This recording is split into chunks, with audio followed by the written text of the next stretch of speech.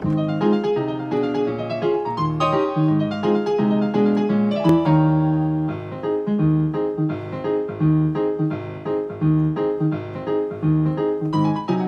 morning, guys.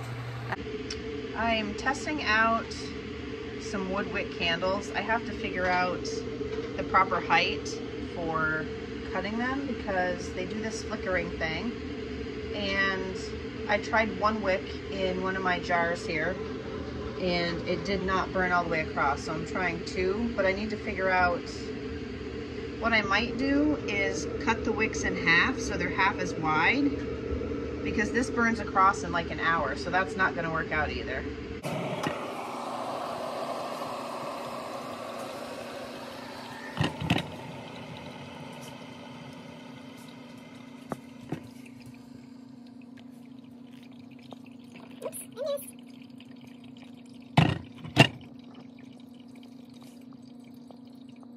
Yesterday I did a clip on how to prime wood wicks, so I'll insert that in here. Keep in mind I'm doing this one-handed, so I've got my sea salt blossom oil and my wick. I'm just going to, my brush is sanitized, dip it in there, and oh my gosh, how am I supposed to do this? Oh, and then just paint it on, just like this.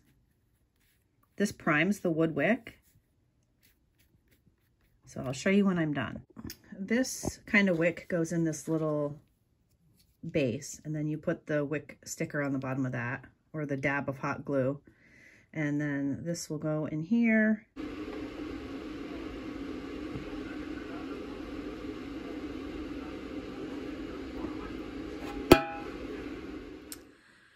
Today, I need to try to solve the conundrum of how to wood wick my candle, because I think my green frosted jars are going to have 2 zinc wicks. The zinc wicks that are for 4-ounce candles, double wicking the 8-ounce tins, that works well, that burns well. But the 1 wick in a 4-ounce tin, the 4-ounce wicks in the 4-ounce tin, it didn't burn all the way across and it tunneled. I did put herbs on this candle. This is my ProBlend 650, ProBlend 600 mix. And this is the zinc wick. And look how, I don't know what that is, but look how little mushrooming there is.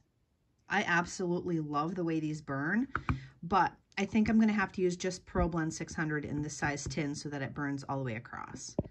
This burned for hours and hours and hours. I'm gonna burn it again today. This is charcoal tonka. This is the 4.5-ounce tin. I absolutely love it. So far I have birch and black pepper mixed with cashmere plum. I have sunflower mixed with ocean mist. I have charcoal tonka, which I might mix with something, but I haven't yet. I'm going to do rain and angelica mixed with cucumber melon. I'm going to do amber oud and oud wood mixed together. That was a really good blend. And peach magnolia, possibly by itself, but I kind of want all my candles to be blends.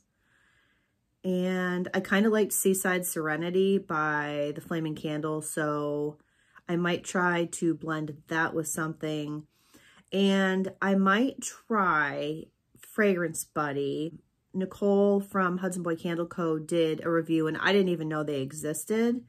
I am probably going to order a couple things. I guess I'm just I'm having that like internal conversation of how many scents do I already have that I know that I want to sell, and should I start focusing on perfecting my labels, figuring out what containers I'm going to use, and stop spending money on 1-ounce, 2-ounce samples, because I mean, obviously I'll still do scent reviews for you guys. If you have something that you custom make, let's say I used to make epoxy tumblers. Those take a while too, not as long as pottery, but things like that, you know, people make special requests and then they don't understand why it's not ready to go in 2 days. My pottery is not going to be ready for 2 weeks, at least 2 weeks, because there are some things in this glaze kiln that I made a month and a half ago. Like, I didn't have a full kiln load. It was cold down there. I wasn't really throwing, and there were things that I just wasn't done with. And so you know, the last batch was 4 candle vessels, and those I made a couple weeks ago. And then once those were ready to go, or maybe 2 weeks ago, but don't get into a situation where, yeah, my chickens are inside again. I need to put them outside, but don't get into a situation where, I just saw this thing on Instagram. Somebody bought from them, had an issue with the item, real or perceived. The person sent them a prepaid shipping label to mail back the item. And the person said, I don't have a printer. I don't have a way to ship back your item. Wanted a refund, but didn't want to return the item. If you go to Walmart, if you buy a sweatshirt at Walmart for your kid and it has a hole in it or the zipper doesn't work and you bring it back the next day, you bring back the item and the receipt.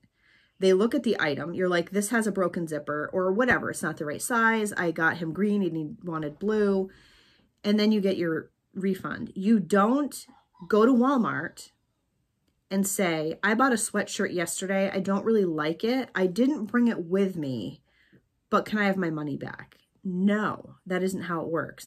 If you have a customer that messages you and says, can you do A, B, and C? I have somebody's birthday in 2 weeks.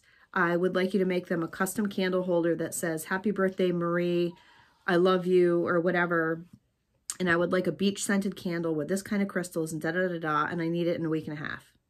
No, that doesn't make it legit when they go to my Etsy and leave me a shit review saying, you know, this person was unwilling to work with me. It's like, no, you were asking me to do something that wasn't possible.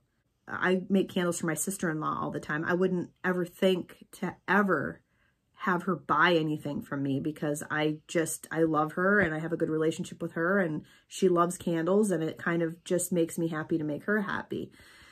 But if you make candles for a coworker and they love your candles, don't let them be like, hey, can you make me more candles? Be like, I'm glad you like them. I will let you know when I have some ready and I'll let you know how much they are and you can let me know if you want them.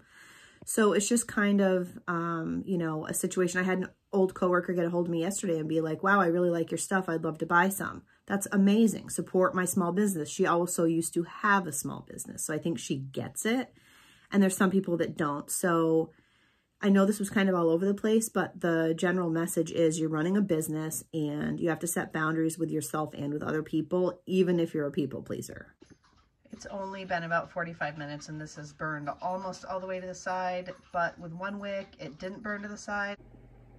I literally just talked to you guys and when I was done talking, I pushed record. So my kiln is at 371 and we have to wait until it is around 150, 125 before we can open it. So I'm getting antsy. I'm going to do some computer stuff and make some tea and I'm going to start cleaning my office. We're getting ready to remodel our house and it makes me very anxious. I'm very excited. I don't like when things are all over the place. I am double boiling this wax to melt it and pour it in a different container. It's going to be a wickless candle so I can try out different wicks. My experiment this morning is trying one of my jars, and I just reuse these jars over and over again for different tests. So this jar has been used multiple times. 1 wood wick was not enough to burn all the way across, and 2 wood wicks was too much. So I split the wick down the middle lengthwise, and so I have 2 half wicks, and I'm going to see how that works.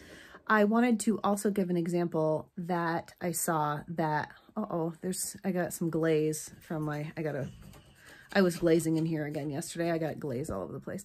I saw an example that there's a scam going on where, let's say somebody buys something from your Etsy store and they pay with PayPal, $25 candle. You ship the candle out, they get the notification that you've shipped it, and then they file a dispute with PayPal to get a refund. So their item's on the way and they have decided that they want a refund for the item.